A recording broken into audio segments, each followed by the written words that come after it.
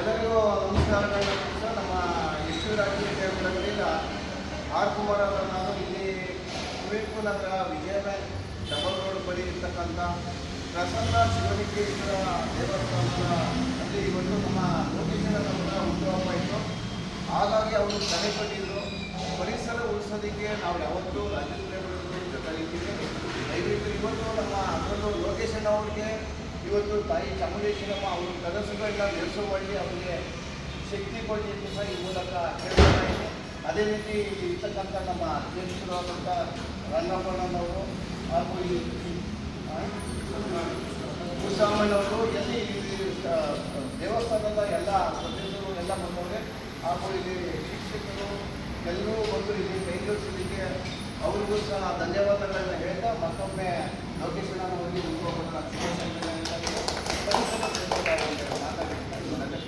ಅದರಲ್ಲೂ ನಮಗೆ ವಿಶೇಷವಾಗಿ ಸಂತೋಷ ಏನು ಅಂತಂದರೆ ಪರಿಸರ ಉಳಿಸೋಕ್ಕೆ ಗಿಡ ಹಾಕ್ತೀವಿ.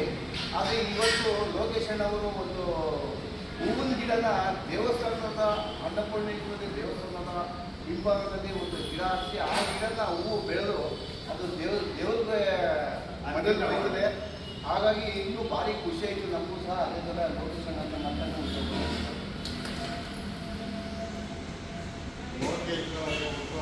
ಶುಭಾಶಯ ಹೇಳುತ್ತಾ ಇದೇ ರೀತಿ ಸಮಾಜಕ್ಕೆ ಶಕ್ತಿ ಕೊಡಿ. ಜಾನುವಾರದ ತಿಮ್ಮಕ್ಕ ಹೇಗೆ ಹೆಚ್ಚು ಮಾಡುತ್ತಾ ಹಾಗೆ ಸಣ್ಣ ಗಿಡ ಅಂದರೆ ಏನು ಹಾಕೊಳ್ಳೋದು ಅದು ಹಾಕಿರೋದು ಬಹಳ ಸಂತೋಷ. ದೇವಿ ವಿಗ್ರಹದ ಮೇಲೆ ಧರಿಸ್ಬೋದು ಅದರಲ್ಲಿ. ಅದೇ ರೀತಿ ಇದಾಗಿ ಸುಮಾರು ಸಹ ಆಯಸ್ಸು ಆರೋಗ್ಯ ಆಯ್ತಾರೆ. ಅದೆರಡೂ ಅಂದರೆ ಆರೋಗ್ಯ ಇಲ್ಲೇ ಎಲ್ಲರೂ ಬಂದ್ಬಿಡುತ್ತೆ. ಅದ ತಾಯಿ ಅನ್ನೋಕ್ಕಾಗಲಿಲ್ಲ. ನೋಟಿಸ್ತು ಅಷ್ಟೇ. ಇದು ಒಂದೇ ಅಲ್ಲ, ಇನ್ನೂ ಕೆಲವಾರು ಕಾರ್ಯಕ್ರಮಗಳನ್ನು ಹಮ್ಮಿಕೊಂಡಿರಬಹುದು. ಅನಾಥಾಶ್ರಮದಲ್ಲಿ ಅಲ್ಲಿನ ಹೋಗೋದು, ಅದು ಏನಾದರೂ ಆಸಕ್ತಿ ಆಗೋದು ಚೆನ್ನಾಗಿ ಕೇಳಿದ್ವಿ. ಅದೇ ರೀತಿ ನಮ್ಮ ಈ ಕಾರ್ಯಕ್ರಮಕ್ಕೆ ಗೌರವ ಸ್ವಾಮಿಗಳು, ಮೊದಲಾಗಿ ಶಿವಾಣಿ ಜನೇಗೌಡ ಹಾಗೂ ಶ್ಯಾಮಲಾದೇವಿ ಹಾಗೂ ಅವರ ಕುಟುಂಬ ಇವ್ರಿಗೂ ಸಹ ದೇವರು ಆಯಸ್ಸು ಕಾಪಾಡಿ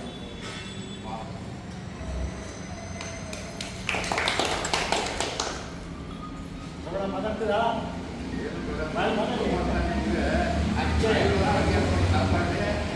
ಹೇಗೆ ಕೆಲಸ ಕಾರ್ಯ ನಡೆಸ್ಕೊಂಡು ಹೋಗ್ತಾ ಇದ್ದಾರೋ ಅದಕ್ಕಿಂತ ಇನ್ನೂ ಉತ್ತಮವಾಗಿ ನಡೆಸ್ಕೊಂಡು ಹೋಗಬೇಕು ಅಂತ ನಿಮ್ಗೆ ಭಗವಂತ ನಿಮ್ಗೆ ಒಳ್ಳೇದು ಮಾಡಿ ಆಶೀರ್ವಾದ ಮಾಡಿ ಅಂತ